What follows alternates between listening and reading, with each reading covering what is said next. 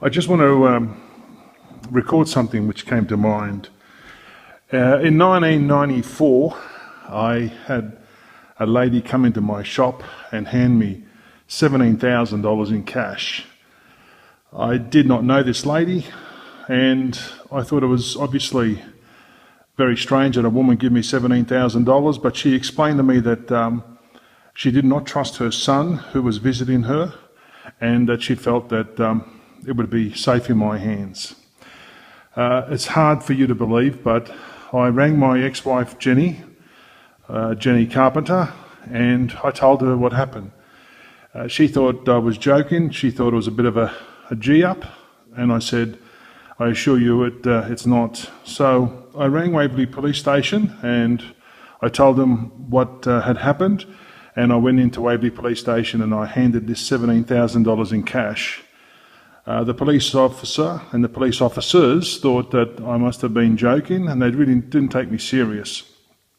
Anyway, we counted $17,000 in cash. They gave me a receipt. Roughly about a week later, I get a phone call from the local sergeant, and he tells me that the $17,000 is too much of a temptation in the safe. And I repeat, too much of a temptation in the safe, and it would be handed into Internal Revenue, as he said, if I didn't pick it up. I went to pick up this money, and I had $17,000 in cash from a woman I didn't know. I kept it for a while, and the lady never returned. I never saw her again. As God is my witness, I decided to do something for my parents, and I went and put a deposit on a Lexus LS400, and my wife at the time, Jenny, was also with me. But Jenny convinced me that I should buy a Mercedes, and I went to see a guy called Paul Margolin. Paul Margolin is the bloke who I bought my Ferrari off. I bought a V12 Ferrari when I was in my late 20s, and I decided to go and see him. He had a 560 SEL Mercedes, and I thought that maybe, well, he would appreciate a Mercedes badge rather than a Lexus, which is what I did. Anyway, I bought this car for 62 grand, and the $17,000 went into that car as a deposit. I financed the rest. I paid this car off. I looked after the servicing of this car, the registration, and the insurance from 1994 to about, mid-2004 or 5 or 6, whatever it is. And it did cost me a lot of money. And of course, my dad started not driving it as often, and my sister Rosa was using it virtually every day.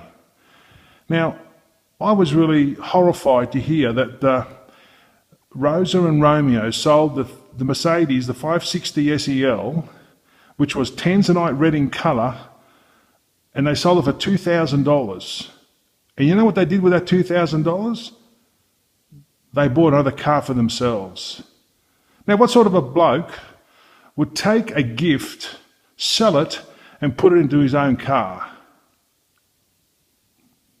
Yes, I'm sure we're all thinking the same thing. But instead of ringing me up and saying, you know, Ralph, that car that you bought Dad, he doesn't want it anymore, he's not driving anymore, do you want it back? What do you want to do with it? I would have loved to take it. I mean, I love the old Mercedes. A nice 560 SEL, they're still good property. People like them. And you want to give it away to a dealer for $2 grand, just so what? You can buy a Subaru. I mean, that's the sort of people that I've got to put up with. And you know what? When I was told, I shut up. I didn't say anything. I just shut up and just said, Christ Almighty, this is what I've got to put up with. These people take. Now, I don't think Dominic and Danny Panebianco put any money into this Mercedes. I don't think Tina and Tony Fioravanti put any money into this Mercedes. I don't think Rosa and Romeo Ucana put any money into this Mercedes. In fact, Rosa and Romeo Ucana enjoyed the services and the pleasure of that car for years and years and years, and they wouldn't pay for the registration, they wouldn't pay for the insurance, they wouldn't pay for anything. They just used it until they said, let's sell it and I'll keep the money. Now, how would you like it, ladies and gentlemen? How would you like it if someone did that to you? If someone did that to you where you made a gift to your parents, which was reasonably substantial, $62,000, and then you find out that years later they just pick it up and sell it to a dealer for $2,000 and they pocket the $2,000. You think I'm being a bit funny? Well, maybe a little bit funny. Maybe they should have had the decency to ring me up and say, Ralph, that car, what are you going to do with it? Because if they were so desperate for the $2,000, I would have said, let me give you the $2,000, and I'll tell you what I'll do. I'll give you $2,200 for it, all right?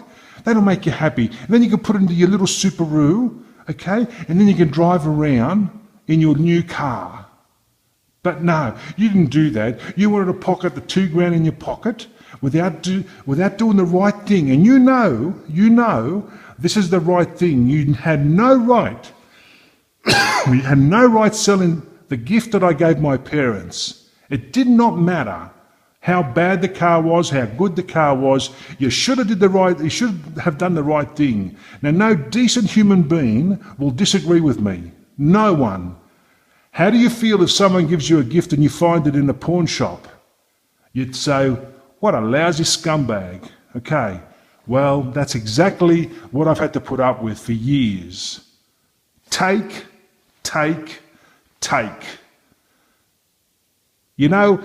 If you could take a cancer for free, you people would take it.